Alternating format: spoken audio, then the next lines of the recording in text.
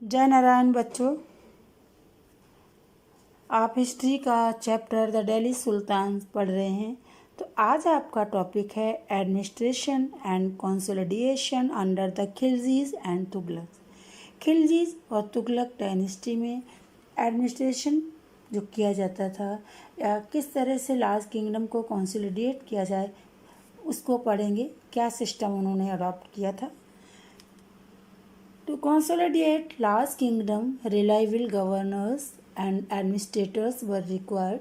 Large kingdom को consolidate करने के लिए, एक रखने के लिए, यूनाइटेड रखने के लिए नीड थी। किसकी नीड थी कि रिलायबल गवर्नर्स हो।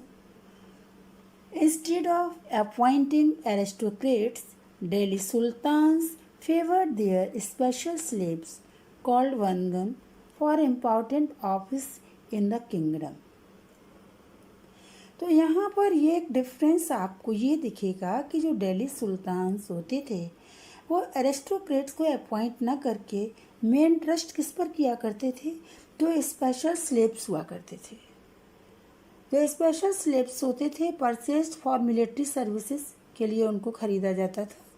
और इस प्रैक्टिस को स्टार्ट किया था इल्तुतमिश ने।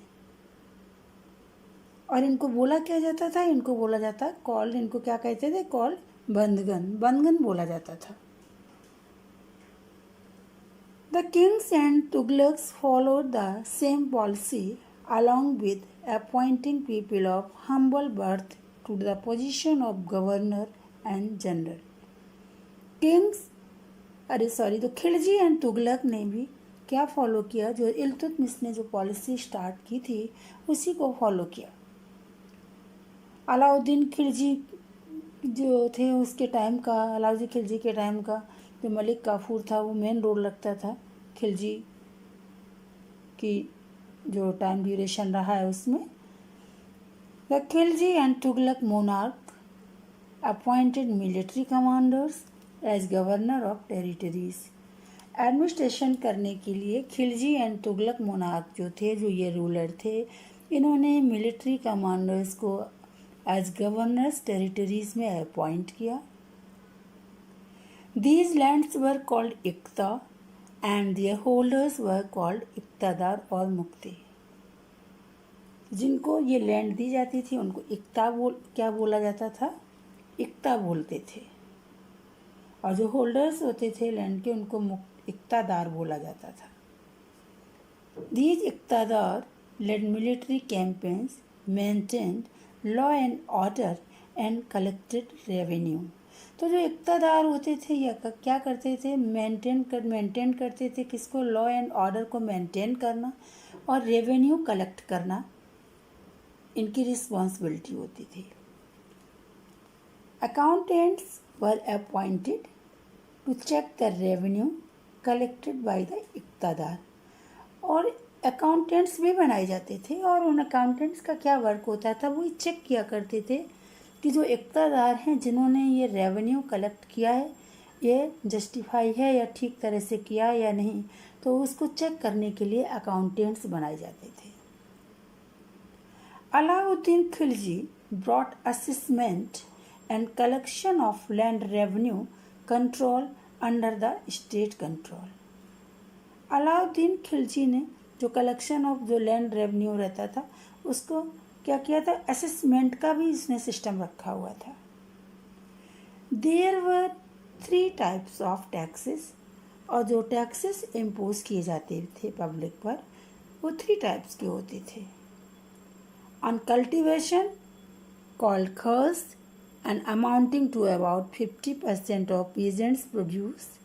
जो कल्टीवेशन पे लिया जाता था जिसको खर्च बोला जाता था, जो पेजेंट्स प्रोड्यूस करते थे उसका 50%। ऑन कैटल, सेकेंड ऑन जो कैटल पर रहता था, और थर्ड ऑन हाउसेस पर लिया जाता था। तो 3 टाइप के टैक्सेस रहते थे। फर्स्ट कल्टीवेशन पर जो पेजेंट्स देते थे, मीन्स फार्मर्स देते थे, second kettles and third houses.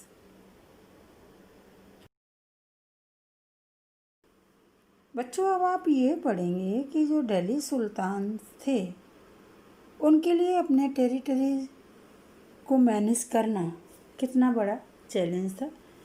तो it is important to remember that large parts of the continents remained outside the control of Delhi sultans.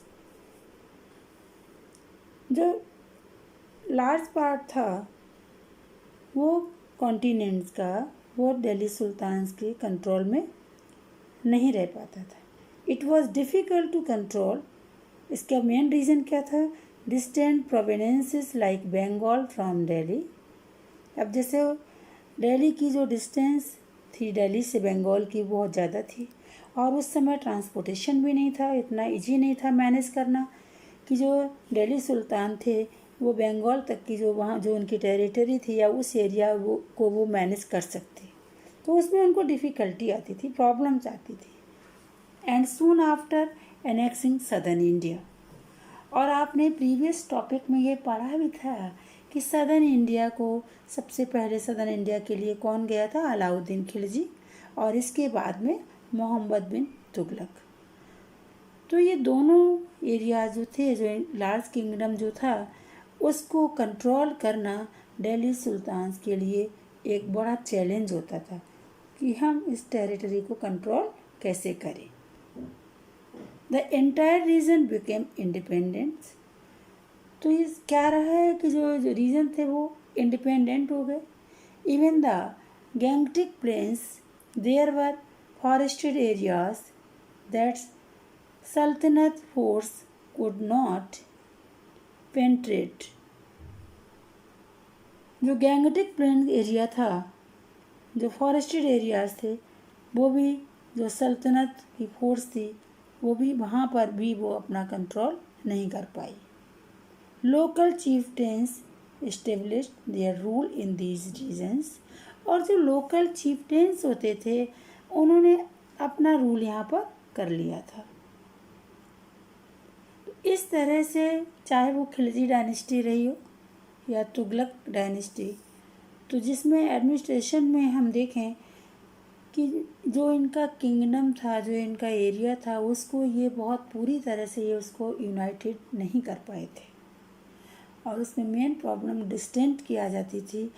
और एक भी बेसिक रीज़न था कि उस समय ना तो इतना अच्छा कम्युनिकेशन सिस्टम था, ना ट्रांसपोर्टेशन था, जो ये दिल्ली से पूरे एरिया को कंट्रोल कर सकते।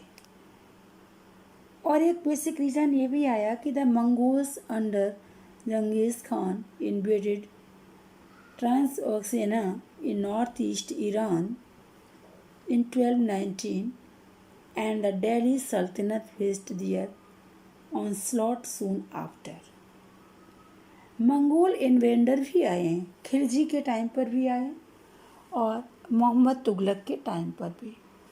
तो ये मंगोल ने जो अटैक्स किया था, Mongol attacks on the Delhi सल्तनत increased during the reign of Alauddin Khilji and the early years of Mohammad Tughlaq rules.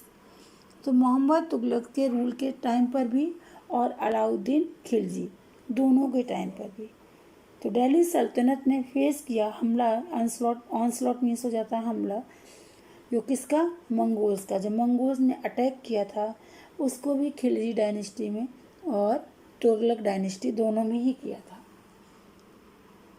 तो this force the two rulers to mobilize a large standing army in Delhi.